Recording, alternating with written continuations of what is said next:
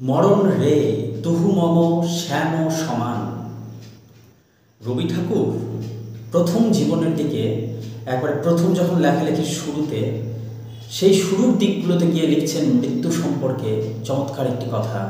সেখানে বলছেন মৃত্যুকে শ্যাম তথা কৃষ্ণের সাথে তুলনা করছেন।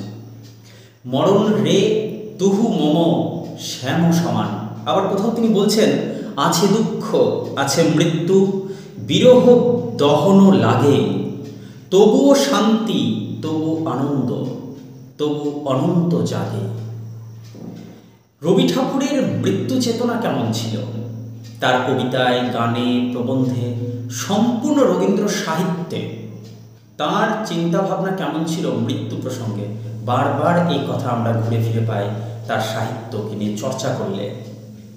তোমরা যারা আজকে এই আলোচনাটি শুনছ তারা নিশ্চয়ই এতক্ষণে বুঝতে পেরে গেছ যে আমি রবীন্দ্রনাথ ঠাকুরের জীবন স্মৃতি গ্রন্থের অন্তর্গত মৃত্যু শোক সম্বন্ধে আলোচনা করব। এই মৃত্যু শোক আলোচনা করতে গিয়ে তোমাদেরকে স্পষ্টভাবে একটা বিষয় আমি জানিয়ে দিই, যারা এই টপিকটা নিয়ে চর্চা করবা তারা নিশ্চিত রূপে MA অথবা গ্র্যাজুয়েশনে পড়ছো। তারা এই টপিকটা নিয়ে আলোচনা করতে গিয়ে নিশ্চয়ই তোমরা জানতে পারবে কখনো না কখনো বিভিন্ন বিষয়ের উপরে তোমাদের সেমিনার পেপার রেডি করতে হয়। তো সেমিনার পেপার রেডি করতে গিয়ে একটা টপিক তোমরা মাঝে মাঝে আলোচনা করতে পারো। যেমন রবীন্দ্রনাথ ঠাকুরের সাহিত্যে তথা বাংলা সাহিত্যে রবীন্দ্রনাথ ঠাকুরের মৃত্যু ভাবনা চিন্তা কেমনভাবে প্রকাশ পেয়েছে। মৃত্যু চিন্তাটা কি? সাধারণ দৃষ্টিকোণ থেকে মৃত্যুকে কেমন লাগে, আর বাস্তবে মৃত্যুর দর্শন বিদ্যাটা কেমন, তথা দার্শনিক চিন্তার দিক থেকে বিচার করলে মৃত্যু কেমন? খুব নিষ্ঠুর, করাল তার মুখ, অনন্ত যাকে গিলে ফেলে, সেই চিন্তাটির নাম কি মৃত্যু? আচ্ছা, নাকি এই মৃত্যুর মধ্যে দিয়ে মানুষ নতুন একটা জীবনের রূপান্তর পায়, নতুন করে বাঁচার একটা আস্বাদ পায়, পরমেশ্বরের সাথে মিলনের আনন্দ পায়, বাস্তবিক সত্যের সাথে মিলিত হওয়ার একটা অদ্ভুত আনন্দ জেগে ওঠে তার চিত্তে। একটা জিনিস খেয়াল করে দেখো, গোটা পৃথিবীর মধ্যে যা সব সত্য সেগুলো থেকে কিন্তু মানুষ অধিকাংশ সময় মুখ ফিরিয়ে রাখে। যেমন মৃত্যু, জন্ম যার আছে তার মৃত্যু হবে, সৃষ্টি যার আছে তার পতন হবে, যার পতন ঘটেছে তার পতন ঘটবে, সেটাই স্বাভাবিক। অর্থাৎ জীবন যেখানে রয়েছে সেখানে মৃত্যু অবশ্যই আসবে। আর কিছু সত্য না হোক, এটা কিন্তু চিরন্তন সত্য যে জীবনেরই মৃত্যু হয়। এই কথা থেকে মুখ ফিরিয়ে আমরা অধিকাংশ জন কী করি? পথ হাঁটি, মৃত্যুকে ভয় পাই, মৃত্যুকে উপেক্ষা করি। রবি ঠাকুরও ব্যক্তিগত জীবনে একটা সময় যখন তিনি বালক বয়স, তখন কিন্তু মৃত্যুর স্বাদ তেমন বুঝতে পারেননি। তারপরে মৃত্যু তার ভেতরটাকে পুরো অন্তর দগ্ধে একেবারে দহন করতে করতে চলল, তাকে ভেঙে টুকরো টুকরো করে দিল। কিন্তু ধীরে ধীরে তিনি হৃদয়কে শান্ত করলেন, বোঝার চেষ্টা করলেন এই প্রকৃতির নিয়মাবলীকে, মানতে চাইলেন জীবনের আসল সত্যগুলিকে। সত্য যে কঠিন, এই কঠিনকে যদি মেনে নেওয়া যায়, সে কিন্তু কখনো বঞ্চনা করবে না, সে কখনো ঠকায় না। মৃত্যু মানুষকে কখনো ঠকাবে না। সব সময় একটা জিনিস সত্য, যে মৃত্যু কিন্তু আসবেই আসবে, শেষ একদিন আসবে। কিন্তু এই শেষকে যদি তুমি গভীর আগ্রহ সহকারে একে রূপদান করতে চাও, সুন্দর করে তুলতে চাও, তাহলে এই সত্যটাই হয়ে উঠবে তোমার কাছে গর্বের, আনন্দের। মৃত্যুকেও কিন্তু জয় করা যায়। তা কি দেহের মৃত্যু দিয়ে সম্ভব? না। দেহের মৃত্যুর পাশাপাশি ঘটে চিন্তার মৃত্যু, স্বপ্নের মৃত্যু, আকাঙ্ক্ষার মৃত্যু। প্রতি মুহূর্তে আমরা মারা যাই, কোনো না কোনো মুহূর্তে, কোনো না কোনো মাধ্যমে। কিন্তু আমরা শরীরের মৃত্যুকে বেশি গভীরভাবে দেখি। কবিগুরু রবীন্দ্রনাথ ঠাকুর কিন্তু তার সাহিত্য চিন্তায় এই কথাটি বারবার বলার চেষ্টা করেছেন। মৃত্যু সব রকমের হয়, তার মাঝখানে একটি সামান্য মৃত্যু হলো দেহের মৃত্যু। দেহের মৃত্যু পরেও কিন্তু, যেমন ধরো একটা চিন্তার মৃত্যু ঘটলো, একটা স্বপ্নের মৃত্যু ঘটলো, একটা আকাঙ্ক্ষার মৃত্যু ঘটলো, কিন্তু পুনরায় আবার একটা আকাঙ্ক্ষা তৈরি হয়। দেহের মৃত্যু ঘটার পর সেই মৃত্যুর পরেও কিন্তু মানুষ বেঁচে থাকে, যাকে আমরা অমর হয়ে থাকা বলি। এই দেহকে বাঁচিয়ে রেখে হয় না, এই চেতনাকে বাঁচিয়ে রেখে হয়। অর্থাৎ চেতনাকে যত তুমি আলোকিত করবে, তুমি তোমার চিন্তা ভাবনাকে যত বেশি বিকশিত করবে, পল্লবিত করবে তোমার স্বপ্নগুলিকে, এবং সেই স্বপ্নের অক্ষর জল যদি তুমি স্বর্ণ জলে পরিণত করতে পারো, যদি মানব জীবনের জন্য, মানব সভ্যতার জন্য কিছু করে যেতে পারো এবং চিন্তা করো যে সবটাই প্রকৃতির খেলা আর কিছুই নয়, এ মায়ার পৃথিবী, সব কিছুই ঘটছে অথচ আমরা একমুখীভাবে দেখছি, একটাই দৃষ্টিকোণ থেকে দেখছি বলে আমাদের কাছে বেশি বেদনাদায়ক বলে মনে হচ্ছে, কোনটা বেশি আনন্দদায়ক বলে মনে হচ্ছে। কিন্তু আশ্চর্যের ব্যাপার হলো সবটাই এখানে পরম আনন্দের বিষয়। এখানকার মহিমাটাকে বুঝতে হয়। কবি রবীন্দ্রনাথ ঠাকুর এই মৃত্যু শোক গ্রন্থে তথা এই মৃত্যু শোক গদ্যটিতে একটি চমৎকার কথা বলছেন যে যদি তুমি কোনো কিছুকে জল দিয়ে পরিষ্কার করো, পরিষ্কার করার পর সেটা কত স্বচ্ছ হয় ভাবো তো। একটি কাঁচকে যদি তুমি পরিষ্কার করো জল দিয়ে, তারপর কিন্তু সেটা ঝকঝক করে ওঠে, সেটা স্পষ্ট হয়, সেটা স্বচ্ছ হয়। ঠিক তেমনই যখন মৃত্যুর শোক আসে, মানুষের হৃদয় নিংড়ে আসে বেদনা, চোখ ভিজে যায় জলে, আর সেই অশ্রু জলে চোখের সমস্ত কালিমাগুলো দূর হয়ে গিয়ে মানুষ নতুন করে জীবনকে বুঝতে শুরু করে। প্রকৃতির এই নিয়ম খেলাগুলোকে, ক্রীড়াবিদ্যাগুলোকে সে অনুভব করতে পারে। তখন তার মধ্যে আসে এক চমৎকার উদাসীনতা।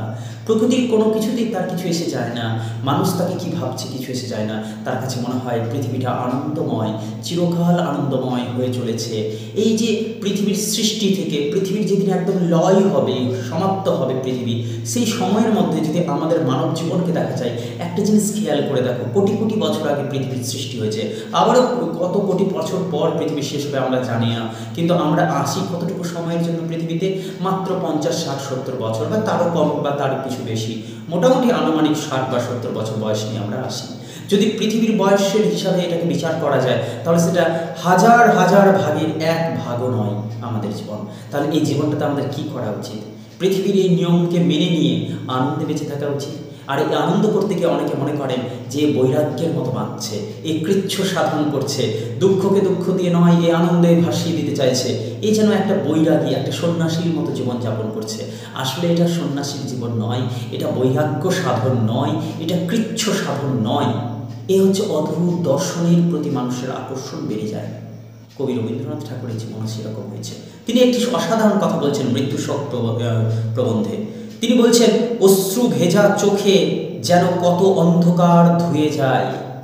অশ্রু যখন চোখে ভরে যায় তখন কিন্তু অনেক অন্ধকার সেই ধোয়া জলে কেটে চলে যায়। তারপর প্রকৃতি মাধুর্য আরও সুন্দর করে ধরা দেয়। তারপরে প্রকৃতির যে মাধুর্য আছে, রস আছে, সৌন্দর্য আছে, সেগুলো মানুষের হৃদয়ে আরও বেশি সুন্দর করে ধরা দেয়। অর্থাৎ এই মৃত্যু শোক গ্রন্থে তিনি একটা কথা স্পষ্ট বলছেন যে তিনিও কষ্ট পেয়েছেন আর 4 জন মানুষের মতো। মৃত্যু যখন তাকে জোর করে কাঁদাবার চেষ্টা করেছে, কিন্তু আশ্চর্যের বিষয় হলো মৃত্যুর উল্টো মুখে বসে থাকা যে আনন্দময় রূপটা, সেটাকে তিনি অনুভব করার চেষ্টা করছেন। তখন তার মনে হয়েছে মৃত্যু কেবলমাত্র শেষ করে না, নতুনেরও সৃষ্টি করে। কীরকমভাবে? দেখো, এই মৃত্যুর মধ্যে কিন্তু একটা নান্দনিকতা রয়েছে, চিরন্তন নান্দনিকতা। তুমি চাইলে মৃত্যুকে নতুন করে দেখতে পারো। কিভাবে? একে মানব কল্যাণের বিচিত্র দিক দিয়ে দেখতে হয়। পৃথিবীর সর্বত্র কিন্তু বিষয়বস্তুকে মানুষ একরকমভাবে দেখে না, কিন্তু মৃত্যুকেই অধিকাংশ মানুষ ভয়ঙ্করভাবে দেখে, ভয়ের মধ্যে দিয়ে দেখে, যেন তার কাছে সেটা কখনো আসবেই না বলে সে মনে করে। কিন্তু আশ্চর্য সত্য, সকল মানুষই জানে এটা বাস্তব, মৃত্যুটা খুবই সম্ভব, প্রত্যেকের মৃত্যু হবে, শুধু সেটাকে সহজভাবে মেনে নিতে হবে। এটা প্রকৃতির নিয়ম। এই বিচিত্র দিকগুলোকে বুঝতে হয়। তিনি বালক বয়সে মৃত্যু দেখেছেন মায়ের মধ্যে দিয়ে। প্রথম মৃত্যু তিনি যখন দেখলেন, তার মায়ের মৃত্যু ঘটল, তখন কিন্তু তিনি ভালো করে মৃত্যুর রূপ সম্পর্কে ধারণা করতে পারেননি। তিনি বলছেন এক জায়গাতে, মায়ের দেহটা শুয়ে আছে, কোথাও আমার মনে হচ্ছে না যে মা যেদিন বেঁচে ছিলেন তার মুখের যে স্নিগ্ধ হাসি ছিল, প্রশান্তি ছিল সারা শরীরে, ঠিক সেই রকমই তো প্রশান্তি দেখছি আমি মায়ের মুখের মধ্যে। কই, মৃত্যু তো আমার মাকে এসে পরিবর্তন করতে পারেনি। এটা প্রথম জীবনে, অর্থাৎ তখন তার মধ্যে সেই যে অনুভব শক্তি, প্রচণ্ড মায়া বেদনা, এই বিষয়গুলো জেগে উঠতে পারেনি। মৃত্যুর ভয় তখন তার মনের মধ্যে আসেনি। বালকেরা এরকমই হয়, সব কিছুকেই সহজভাবে দেখতে শুরু করে এবং তারপরে ধীরে ধীরে সেটা ভুলেও যায়। ফলে মায়ের মৃত্যুতে তার ধারণা তেমন কিছু তৈরি হয়নি, কারণ তখন তিনি ছিলেন খুবই বালক, ভীষণ ছোট বাচ্চা ছিলেন। কিন্তু তারপরে যখন মৃত্যু তার জীবনে আসলো, কত ভীষণ প্রিয় মানুষগুলো যখন তাকে ছেড়ে চলে যাচ্ছে, পৃথিবীর মায়া ত্যাগ করে তার কাছে ফেলে রাখছে কেবল একটা স্মৃতি, একটা অতীত, তখন তিনি ঘাবড়ে যাচ্ছেন, মুষড়ে পড়ছেন বেদনায় বেদনায় ভিতরে ভিতরে তিনি ভাঙছেন বারবার করে। তিনি দেখলেন তার বউ ঠাকুরানী তথা কাদম্বরী দেবীর মৃত্যু, তারপরে দেখলেন তার স্ত্রীর মৃত্যু, কখনো সন্তানের মৃত্যুতে তার হৃদয় ভেঙে যাচ্ছে, টুকরো হয়ে যাচ্ছে। কিন্তু তিনি চাইলে নিজের সত্তাকে ওলটপালট করে দিতে পারতেন। তিনি প্রথম ক্ষেত্রে যখন আঘাতটা পেলেন মৃত্যুর, তখন তার চিত্তটা ভেঙে টুকরো টুকরো হয়ে যাচ্ছিল, বেদনায় তিনি ছটপট করছিলেন, কোথাও তার জীবন সত্তাটা কিন্তু ওলটপালট হয়ে যাচ্ছিল। কিন্তু তারপর তিনি নিজেকে ধীরে ধীরে শান্ত করলেন, স্থির করলেন, আর জীবনের প্রকৃত সত্যগুলোকে বোঝার চেষ্টা করলেন। তার অন্তঃস্থল বারবার ভঙ্গুর মতো, বারবার চিন্তার চেতনা এসে, ঢেউগুলো এসে, তার অতীতগুলো এসে তার চেতনাকে বারবার ভেঙে দিচ্ছিল। এটা ঘটছিল, কিন্তু তিনি হঠাৎ করে বুঝলেন মৃত্যু একটা মাপকাঠি। এই মৃত্যু দিয়ে কিন্তু জীবনকে মাপা যায়। ধরে নাও তোমার কাছে একটা অপশনস দেওয়া হলো যে তুমি আর মাত্র 2 দিন বাঁচবে, তাহলে তুমি কি করবে? মৃত্যু যেখানে তোমার স্কেল হয়ে দাঁড়িয়েছে, একটা মাপকাঠি হয়ে দাঁড়িয়েছে, তখন তুমি ওই 2 দিনকে খুবই চমৎকার করে বাঁচার চেষ্টা করবে। বেদনায় বেঁচে থেকে তো কোনো লাভ নাই, দুঃখ করে চোখের জল ফেলে তো কোনো লাভ নেই। 2 দিন পরে তোমার মারা যেতেই হবে, তোমাকে মৃত্যু তোমার হবেই। সুতরাং তোমার এই 2 দিন হাতে আছে সুন্দর করে বাঁচার জন্য, একেবারে পরিপূর্ণভাবে বাঁচার জন্য। তখন তোমাকে কি করতে হবে? প্রতিটা মুহূর্তকে অসাধারণ করে বাঁচতে হবে। এইখানে তো আমাদের আসল কথাটা, জীবন দর্শনটা। মৃত্যু যদি মাপকাঠি আমরা মেনে নিই, তাহলে ধরে নেব যে কোনোদিন আমাদের মৃত্যু হবে, অর্থাৎ আগামীকালের যে সকালটা হয়তো আমি দেখবো না। সুতরাং আজকের দিনটাই আমাকে আজকের দিনে বাঁচতে হবে, সব রকমভাবে বাঁচতে হবে। জীবনের সমস্ত আনন্দগুলোকে পেতেই হবে, যেমন করে হোক লড়াই করতে হবে, জীবন সংগ্রামে আমি হারবো না। এই চিন্তা চেতনা থেকে কিন্তু মানুষের জীবন দর্শন পাল্টে যায়। রবীন্দ্রনাথের ক্ষেত্রে তেমনই হয়েছেন। তিনি জীবনের চরম সত্যগুলোকে মেনে নিয়েছেন, মৃত্যুর চেয়ে বড় সত্য আর কিছু নাই। তাই জন্য মৃত্যু থেকে পালিয়ে তিনি যাননি। তিনি বরং ভেবে নিয়েছেন মানুষকে ভালোবাসতে গিয়ে মায়ার বন্ধন তৈরি হয়, আর এই বন্ধন মানে কিন্তু বেঁধে রাখা। যাকে বাঁধতে চাইবে সে বেশি তোমাকে কষ্ট দিয়ে পালিয়ে যাওয়ার চেষ্টা করবে। তাই একে মুক্তির মধ্যে দিয়ে দেখতে হয়। মৃত্যু একটা মুক্তি। মুক্তি কি? কষ্টের মুক্তি, আনন্দেরও মুক্তি। যেখানে নিরানন্দময় এক জগৎ আছে, অথচ সেখানে সমস্ত নিরানন্দের মধ্যে আছে আনন্দ, চিত্তানন্দ। সেইখানে কিন্তু তিনি চিত্তের আনন্দে গিয়ে পৌঁছাতে চান। মৃত্যুকে সেইখানে তিনি দেখতে চেয়েছেন এবং পেয়েওছেন। তিনি পৃথিবীর সমস্ত আসক্তিকে কাটিয়ে দিয়ে পরমাত্মার সাথে মিলিত হওয়ার পথ হিসেবে বেছে নিয়েছেন মৃত্যুকে। এরপর তিনি দেখেছেন যতই তিনি পরিণত বয়স হয়েছে, তার যতই বয়স বেড়েছে, ততই কিন্তু তিনি ধীরে ধীরে ধীরে ধীরে বুঝতে পেরেছেন মৃত্যু হচ্ছে অনন্ত জীবন পথের একেবারে অনন্তকাল জুড়ে যে ব্যক্তি বেঁচে থাকতে চায়, সে ব্যক্তি সত্তা দিয়ে বাঁচতে পারবে না। সে তার চিরন্তন চিত্ত সন্ধানের চেষ্টা করবে, তার হৃদয়কে অবস্থান করাবে এক একটা যুগে। আর সেটা সম্ভব হবে কীভাবে? যখন মৃত্যুর মধ্যে দিয়ে সে আরেকটা জীবনে পৌঁছে যাবে। তাই তিনি বলেছেন অনন্ত জীবন পথে অনুসন্ধান দাতা হয়ে আসে মৃত্যু। মৃত্যু মানুষকে মুক্তি দেয়। এই মুক্তি মায়ার জগৎ থেকে, পৃথিবীর জগৎ থেকে, এই মুক্তি নিজের ভেতরের বন্ধন থেকে। তাই তিনি আবারও এক জায়গায় বলছেন যে জগৎকে সম্পূর্ণ করিয়া এবং সুন্দর করিয়া দেখিবার জন্য যে দূরত্ব প্রয়োজন, মৃত্যু সেই দূরত্ব ঘটাইয়া দিয়াছিল। আমি নির্লিপ্ত হইয়া দাঁড়াইয়া মরণের বৃহৎ পটভূমিকার উপর সংসারের ছবিটি দেখিলাম এবং জানিলাম তাহা বড় মনোহর। অর্থাৎ কি? যখন তুমি কোনো কিছুকে বেশি করে দেখতে চাইবে, বিশেষভাবে দেখতে চাইবে, ভালোবাসতে চাইবে, তাহলে বুঝবে তার থেকে দূরত্বে তুমি আসো। কিছুটা দূরত্বে আসলে, যখন দূরত্ব বেড়ে যায়, তখনই গভীরতা বেড়ে যায় প্রেমের। মানুষকে বুঝতে গেলে আমাদের মৃত্যুর আবশ্যকতা রয়েছে। মৃত্যু আমাদেরকে চিনতে শেখায় নতুন করে, মানুষের প্রতি আগ্রহ, আকর্ষণ বোধ আরও বাড়িয়ে দেয়, আরও ঘন করে দেয় সম্পর্ককে। তো এবার আমরা এই মৃত্যু শখ প্রবন্ধটি পড়ব, লাইন বাই লাইন পড়ব। আমরা বেশ কতগুলো কোটেশন আমি রেডি করে রেখেছি তোমাদের জন্য, তোমরা সেগুলোকে নোট করবা এবং ব্যাখ্যাটা ভালো করে বুঝবা। এখান থেকে বিভিন্ন ধরনের প্রশ্ন আসে। কীরকম প্রশ্ন? মৃত্যু শোক গ্রন্থে তথা গদ্যে রবি ঠাকুরের মৃত্যু চেতনা কীরকমভাবে প্রকাশ পেয়েছে। দ্বিতীয় কোশ্চেন, মৃত্যু শোক প্রবন্ধটির মধ্যে জীবনের কোন সত্যকে কবিগুরু দেখাতে চেয়েছেন। তৃতীয় প্রশ্ন, মৃত্যু শোক গদ্যটির মধ্যে দিয়ে রবীন্দ্রনাথ ঠাকুর মৃত্যুর যে নতুন রূপ তৈরি করতে চেয়েছেন, নতুন একটা রূপাঙ্কন করতে চেয়েছেন, তা নিজের ভাষায় আলোচনা করো। এইরকম ভিন্ন ভিন্ন মাত্রায় কোশ্চেন আসবে। এবার এগুলো থেকে সরে গিয়ে যদি তুমি একটা পুরো পুরোপুরিভাবে দূরে গিয়ে একটা নতুন করে কোশ্চেন তৈরি করো। তাহলে কোশ্চেনটা এরকম হবে, রবীন্দ্রনাথের সাহিত্যে মৃত্যু কীরকম জায়গা করে নিয়েছে তথা মৃত্যু চেতনা সম্পর্কে আলোচনা করো। তো এই সমস্ত কিছু প্রশ্নের উত্তর তোমরা এখান থেকে পেয়ে যাবে। এই আলোচনা থেকে যে আলোচনাগুলো করলাম সেগুলো তোমরা পোজ করে সেগুলোকে মন দিয়ে শুনে বুঝে নিজের মতো করে নোটস তৈরি করো, এবং পাশাপাশি টেক্সট যেটা এখন পড়াবো সেখান থেকে কোটেশনগুলোকে আমি ব্র্যাকেট করে রেখেছি, সেগুলোকে নোট করবা এবং ভালো করে বুঝবা যে কী বোঝাতে চেয়েছেন তিনি মৃত্যু শোক প্রবন্ধের মধ্যে দিয়ে। তো শুরু করা যাক টেক্সট।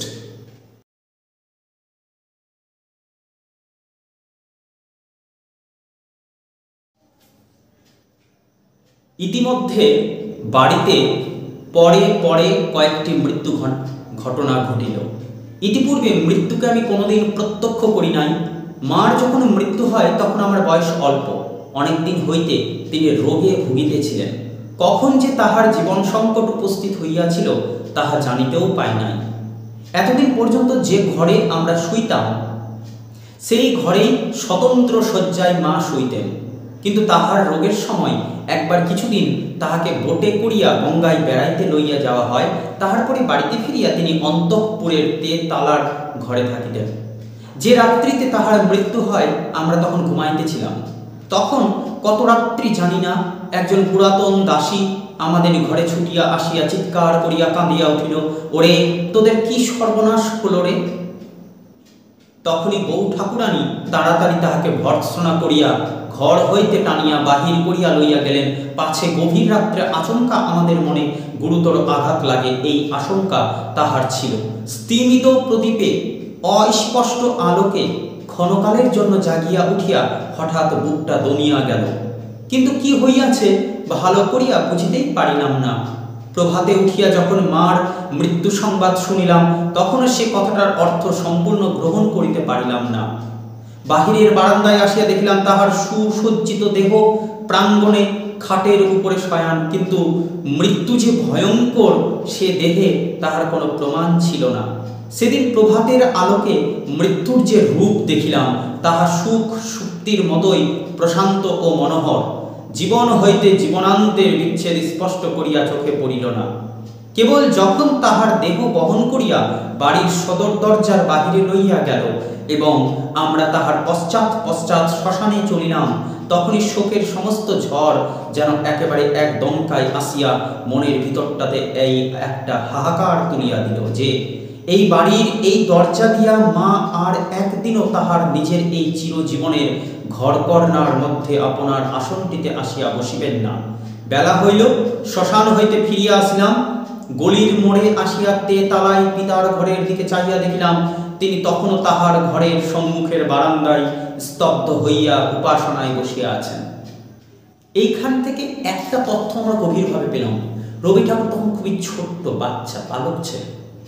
তার মনের মধ্যে মৃত্যুর তেমন কোনো ছায়াপাত হয়নি। মাকে হারিয়ে হঠাৎ করে তার মনেই হয়নি মা একেবারে চিরকালের মতো চলে যাবে, কিন্তু যেদিন মৃত্যু হলো মায়ের আর মাকে বাড়ি থেকে ধীরে ধীরে সবাই মিলে বের করলো, সেদিন তার হঠাৎ করে সেই বালক চিত্তে হঠাৎ দেখা দিল একটা কথা, মা আর কখনো এই দরজা দিয়ে বাড়িতে আসবে না। এই যে মায়ের বের হয়ে যাওয়া হলো, তিনি আর কখনো ফিরে আসবেন না। বালক হৃদয় এই কথা ভেবেই চিন্তিত ছিল এবং দুঃখে বেদনায় ব্যথিত হয়ে উঠেছিল, কিন্তু তাকে আগলে নিল বাড়ির অন্যরা। সঙ্গে সঙ্গে তিনি ধীরে ধীরে ভুলতে শুরু করলেন মায়ের আদরের কথা, কিন্তু মনের মধ্যে একটা জায়গাতে কোথাও যেন আটকে থেকে গেল মায়ের কোমল স্নেহার্দ্র হাতের আঙুলের স্পর্শ। এই কথা তিনি আরও একবার বলছেন। বাড়িতে যিনি কনিষ্ঠা বধূ ছিলেন তিনি মাতৃহীন বালকদের ভার লইলেন। তিনি আমাদিগকে খাওয়াইয়া পড়াইয়া সর্বদা কাছে টানিয়া আমাদের যে কোনো অভাব ঘটিয়াছে তাহা ভুলাইয়া রাখিবার জন্য দিনরাত্রি চেষ্টা করিলেন। যে ক্ষতি পূরণ হইবে না, যে বিচ্ছেদের প্রতিকার নাই, তাহাকে ভুলিবার শক্তি প্রাণ শক্তির একটা প্রধান অঙ্গ। শিশুকালে সেই প্রাণ শক্তি নবীন ও প্রবল থাকে, তখন সে কোনো আঘাতকে গভীরভাবে গ্রহণ করে না, স্থায়ী রেখায় আঁকিয়া রাখে না। মানেটা কি? শিশুকালে একজন শিশুকে যদি আঘাত করা যায় কিছুক্ষণ সেটা সে মনে রাখে, পরে কিন্তু ধীরে ধীরে সেটা ভুলে যায়। ঠিক তেমনভাবে মায়ের মৃত্যুর যে আঘাতটা ধীরে ধীরে ধীরে ধীরে ধীরে ধীরে সেটা হারিয়ে যাচ্ছিল কবির মন থেকে। কি বলছেন?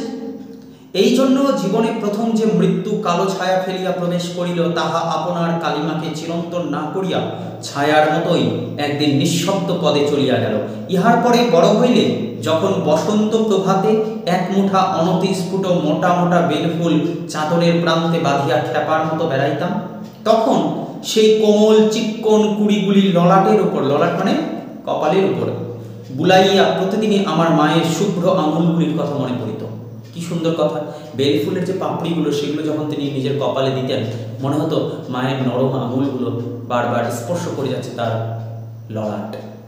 তিনি বলছেন, আমি স্পষ্টই দেখিতে পাইতাম যে স্পর্শ সেই সুন্দর আঙুলের ডগায় ছিল, সেই স্পর্শই প্রতিদিন এই বেলফুলগুলির মধ্যে নির্মল হইয়া ফুটিয়া উঠিতেছে। অর্থাৎ মা মারা যায়নি, মা প্রকৃতির প্রতিটি কণায় রয়েছে তাকে আদর করার জন্য।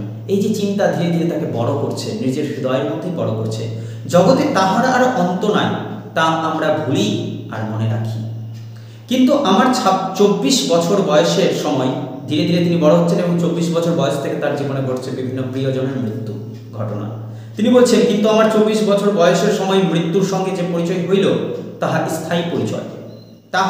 তাহার পরবর্তী প্রত্যেক বিচ্ছেদ শোকের সঙ্গে মিলিয়া অশ্রুর মালা দীর্ঘ করিয়া গাঁথিয়া চলিয়াছে। শিশু বয়সের লঘু জীবন বড় বড় মৃত্যুকেও অনায়াসেই পাশ কাটাইয়া ছুটিয়া যায়, কিন্তু অধিক বয়সে মৃত্যুকে অত সহজে ফাঁকি দিয়া এড়াইয়া চলিবার পথ নাই। তাই সেদিনকার সমস্ত দুঃসহ আঘাত বুক পাতিয়া লইতে হইয়াছিল।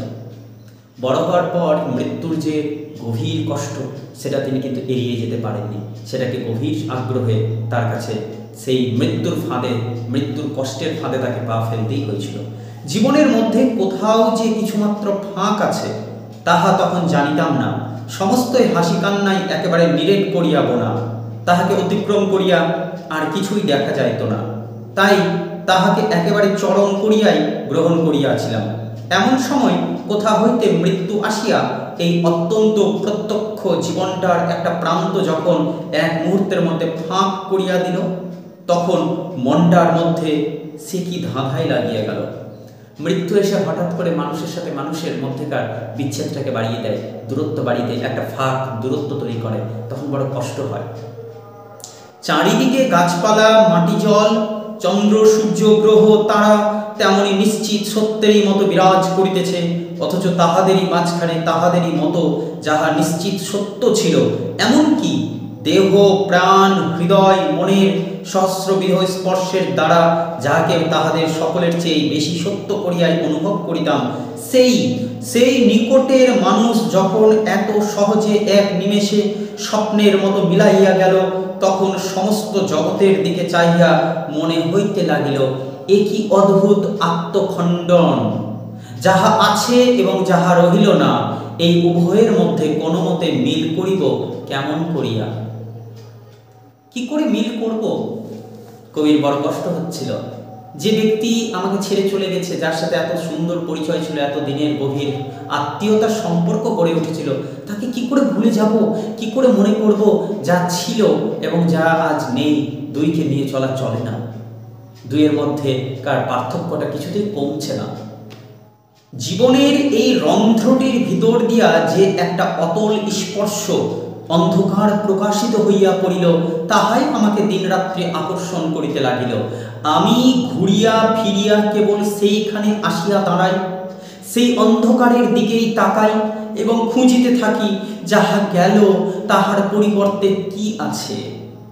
শূন্যতাকে মানুষ কোনো মতেই অন্তরের সঙ্গে বিশ্বাস করিতে পারে না। যাহা নাই তাহাই মিথ্যা, যাহা মিথ্যা তাহা নাই। এই জন্যই যাহা দেখিতেছি না তাহার মধ্যে দেখিবার চেষ্টা, যাহা পাইতেছি না তাহার মধ্যেই পাইবার সন্ধান, কিছুতেই থামিতে চাই না। চারা গাছকে অন্ধকার বেড়ার মধ্যে ঘিরিয়া রাখিলে তাহার সমস্ত চেষ্টা যেমন এই সেই অন্ধকারকে কোনো মতে ছাড়াইয়া আলোকে মাথা তুলিবার জন্য পদাঙ্গুলিতে ভর করিয়া যথাসম্ভব খাড়া হইয়া উঠিতে থাকে, তেমনি মৃত্যু যখন মনের চারিদিকে হঠাৎ একটা নাই অন্ধকারের বেড়া গড়িয়া দিল, তখন সমস্ত মনের চারিদিকে হঠাৎ কি হচ্ছে, একটা অন্ধকার তৈরি হচ্ছে। যখন মনে হলো যে মৃত্যু এসে বলে গেল যে আমার চারদিকে একটা নাই এর অন্ধকার তৈরি হয়েছে, তখন আমরা কি করব? ওই যে চারা গাছটিকে বেড়া দিয়ে ঘিরে রাখলে কি হবে? অন্ধকার তো সত্য। তেমনি আমাদের চারদিকে মৃত্যু যখন মনের চারদিকে হঠাৎ একটা নাই অন্ধকারের বেড়া গড়িয়া দিল, তখন সমস্ত মন প্রাণ অপরাত্র দুঃসাধ্য চেষ্টায় তাহারই ভিতর দিয়া কেবলই আছে আলোকের মধ্যে বাহির হইতে চাইল। কিন্তু সেই অন্ধকারকে অতিক্রম করিবার পথ অন্ধকারের মধ্যে যখন দেখা যায় না, তখন তাহার মতো দুঃখ আর কি আছে? তবু এই দুঃসহ দুঃখের ভিতর দিয়া আমার মনের মধ্যে ক্ষণে ক্ষণে একটা আকস্মিক আনন্দের হাওয়া বহিতে লাগিল। তাহাতে আমি নিজেই আশ্চর্য হইতাম। জীবন যে একেবারে অবিচলিত নিশ্চিত নহে, এই দুঃখের সংবাদে মনের ভার লঘু হইয়া গেল। আমরা যে নিশ্চল সত্যের পাথরে গাঁথা দেয়ালের মধ্যে চিরদিনের কয়েদি নহি, অর্থাৎ আমরা কিন্তু চিরকালের জন্য এই দেহটার মধ্যে কয়েদি হয়ে থাকবো না, আমাদেরকে এখান থেকে বেরোতে হবে, এই দেহকে ত্যাগ করতেই হবে। এই চিন্তায় আমি ভিতরে ভিতরে উল্লাস বোধ করিতে লাগলাম। অর্থাৎ যেতে তো সবাইকেই হবে, এই দেহ চিরকালের জন্য দেওয়াল তৈরি করে রাখতে পারবে না। আমরা অ্যাকচুয়ালি আমি যে, অর্থাৎ হু আই এম, আমি তো এই দেহ নই, দেহটা আমার, এই হাত আমার, কিন্তু এই হাতটা তো আমি নই, তাই না? এই যে দেহটা ঠিক তেমনই, এই দেহটা আমার, কিন্তু আমি এই দেহ নয়। অর্থাৎ এই দেহকেও একদিন ত্যাগ করে যেতে হবে আমাকে সেই বৃহত্তর জীবন অংশে। ফলে মৃত্যু সবারই হবে, সুতরাং এতে দুঃখ পাওয়ার কিছু নেই, এতে আনন্দ যে আমাদেরকে একদিন সবাইকে একসাথে যেতে হবে, একদিন একসাথে মিলতে হবে এক জায়গাতে গিয়ে। যাহাকে ধরিয়াছিলাম তাহাকে ছাড়িতেই হইল। এইটাকে ক্ষতির দিক দিয়া দেখিয়া যেমন বেদনা পাইলাম, তেমনি সেই ক্ষণেই ইহাকে মুক্তির দিক দিয়া দেখিয়া একটা উদার শান্তি বোধ করিলাম। সংসারের বিশ্বব্যাপী অতি বিপুল ভার জীবন মৃত্যুর হরণ পূরণে আপনাকে আপনি সহজেই নিয়মিত করিয়া চারিদিকে কেবলই প্রবাহিত হইয়া চলিয়াছে। সে ভার বদ্ধ হইয়া কাহাকেও কোনোখানে চাপিয়া রাখিয়া দিবে না। একেশ্বর জীবনের দৌরাত্ম্য কাহাকেও বহন করিতে হইবে না। এই কথাটা একটা আশ্চর্য নূতন সত্যের মতো আমি সেই দিন যেন প্রথম উপলব্ধি করিয়াছিলাম। সেই বৈরাগ্য মানে কি? ওই যে সন্ন্যাসীর মতো জীবন যারা যাপন করে তাদেরকে বলে বৈরাগী তথা বৈরাগ্য জীবন। সেই বৈরাগ্যের ভিতর দিয়া প্রকৃতির সৌন্দর্য আরো গভীর রূপে রমণীয় হইয়া উঠিয়াছিল। কিছুদিনের জন্য জীবনের প্রতি আমার অন্ধ আসক্তি একেবারেই চলিয়া গিয়াছিল বলিয়াই চারিদিকে আলোকিত নীল আকাশের মধ্যে গাছপালার আন্দোলন আমার অশ্রু ধৌত চক্ষে ভারী একটি মাধুরী বর্ষণ করিতেছে। জগৎকে সম্পূর্ণ করিয়া এবং সুন্দর করিয়া দেখিবার জন্য যে দূরত্বের প্রয়োজন, মৃত্যু সেই দূরত্ব ঘটাইয়া দিয়াছিল। আমি নির্লিপ্ত হইয়া দাঁড়াইয়া মরণের বৃহৎ পটভূমিকার উপর সংসারের ছবিটি দেখিলাম এবং জানিলাম তাহা বড় মনোহর অর্থাৎ মনকে হরণ করে যা, অর্থাৎ সবচেয়ে সুন্দর বিষয়। সেই সময়ে আবার কিছুকালের জন্য আমার একটা সৃষ্টি ছাড়া রকমের মনের ভাব ও বাহিরের আচরণ দেখা দিয়াছিল। অর্থাৎ যে কোনো দুঃখে আমরা দুঃখ পাবো, কিন্তু কবি সেই সময় দুঃখ আর পাচ্ছে না। তার মনে হচ্ছে দুঃখ করে কি লাভ, এটা ঘটার ছিল, এটা হতোই, অর্থাৎ হয়েছে, সুতরাং কোনো সমস্যা নেই। সংসারে লৌকিকতাকে নিরতিশয় সত্য পদার্থের মতো মনে করিয়া তাহাকে সদা সর্বদা মানিয়া চলিতে আমার হাসি পাইত। সে সমস্ত যেন আমার গায়েই ঠেকিত না। কে আমাকে কি মনে করিবে, কিছুদিন এ দায় আমার মনে একেবারেই ছিল না।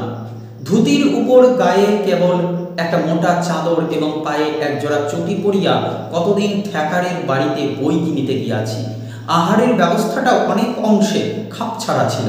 কিছুকাল ধরিয়া আমার শয়ন ছিল বৃষ্টি বাদল শীতেও তেতলায় বাহিরের বারান্দায়, সেখানে আকাশের তারার সঙ্গে আমার চোখাচোখি হইতে পারিত এবং ভোরের আলোর সঙ্গে আমার সাক্ষাতের বিলম্ব হইত না, অর্থাৎ দেরি হইত না।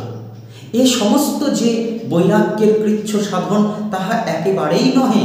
এ যেন আমার একটা ছুটির পালা।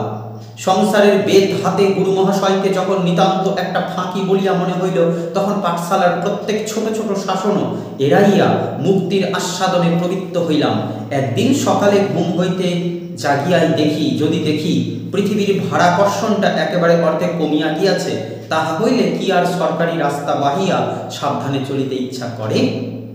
নিশ্চয়ই তাহা হইলে হ্যারিসন রোডের 4তলা 5তলা বাড়িগুলা বিনা কারণেই লাফ দিয়া ডিঙাইয়া চলি, এবং ময়দানে হাওয়া খাইবার সময় যদি সামনে অক্টর্নরি মনুমেন্টটা আসিয়া পড়ে, তাহা হইলে ওইটুকুখানি পাশ কাটাইতেও প্রবৃত্তি হয় না, ধাঁ করিয়া তাহাকে লঙ্ঘন করিয়া পার হইয়া যায়। কি বলতে চাইলেন এক কথায়? জীবনের আসল সত্যটা জেনে যাওয়ার পর যখন দেখলাম যে প্রকৃতির সত্য এটাই, তখন প্রকৃতির আসল সত্যটিকে জেনে নেওয়ার পর আর কি কারো বাধার মধ্যে থাকতে ভালো লাগে, বন্ধনের মধ্যে থাকতে ভালো লাগে, অকারণে চোখের জল ফেলে সময় নষ্ট করার ইচ্ছা হয় না। তাকে সত্যিটিকে মেনে নিয়ে জীবনের পথে এগিয়ে চলতে হয়, এটাই তিনি বলতে চাইছেন। আমারও সেই দশা ঘটিয়াছিল। পায়ের নিচে হইতে জীবনের টান কমিয়া যাইতেই আমি বাঁধা রাস্তা একেবারে ছাড়িয়া দিবার জো করিয়াছিলাম। বাড়ির ছাদে একলা গভীর অন্ধকারে মৃত্যুরাজের কোনো একটা চূড়ার উপরকার একটা ধ্বজ পতাকা, তাহার কালো পাথরের তরণ দ্বারের উপরে আঁক পাড়া কোনো একটা অক্ষর কিংবা একটা চিহ্ন দেখিবার জন্য আমি যেন সমস্ত রাত্রিটার উপর অন্ধের মতো 2 হাত বুলাইয়া ফিরিতাম। আবার সকালবেলায় যখন আমার সেই বাহিরের পাতা বিছানার উপরে ভোরের আলো আসিয়া পড়িত, তখন চোখ মেলিয়াই দেখিতাম আমার মনের চারিদিকের আবরণ যেন স্বচ্ছ হইয়া আসিয়াছে। কুয়াশা কাটিয়া গেলে পৃথিবীর নদী, গিরি, অরণ্য যেমন ঝলমল করিয়া ওঠে, জীবন লোকের প্রসারিত ছবিখানি আমার চোখে তেমনি শিশির সিক্ত নবীন ও সুন্দর করিয়া দেখা দিয়াছে। এই হলো মৃত্যু সত্য বন্ধুটি। প্রবন্ধের কোটেশনগুলো তোমরা ব্র্যাকেট অংশগুলোকে কোটেশন হিসেবে ব্যবহার করে নিজের মতো করে ব্যাখ্যা করে লিখতে পারবে। আর প্রথম দিকে আমি প্রায় 10-15 মিনিট ধরে যে ডিসকাশনটা করেছি, সেটা মৃত্যু চেতনার যে কোনো প্রশ্ন আসলে রবীন্দ্রনাথের উপরে তুমি সেটা কিন্তু ইউজ করতে পারবে। তো তোমরা নোটটাকে সুন্দর করে লেখো, তোমাদের সিলেবাস অনুযায়ী যার যে সিলেবাসে রয়েছে এই টপিকটি ভালো করে তোমরা চর্চা করো, পড়াশোনা করো আর ভালো রেজাল্ট করো। আর তোমাদের এই আলোচনাটি কেমন লাগলো সেটি জানাতে একদম ভুলিও না। তোমাদের কমেন্টস আমাকে উৎসাহ দেবে, এবং পুনরায় নতুন কোনো টপিক নিয়ে যদি আলোচনা করানোর ইচ্ছা থেকে তোমাদের, তাহলে অবশ্যই সেই টপিকটির নাম লিখে তার পাশে লেখকের নাম লিখে এবং তুমি কোথা থেকে বলছো জায়গাটির নাম অবশ্যই জানাতে বলবে না। এতে তোমাদের সাথে আমার পরিচয়টা বৃহত্তর অংশে পৌঁছে যায়। ভালো থেকো সবাই, শেয়ার করে বন্ধুদের সাথে এই ভিডিওটিকে শেয়ার করে সবাইকে জানিয়ে দিও, এবং সবাই ভালো থাকো। ধন্যবাদ জানাই পুরো ভিডিওটি দেখার জন্য, আলোচনাটি শোনার জন্য ধন্যবাদ। নমস্কার।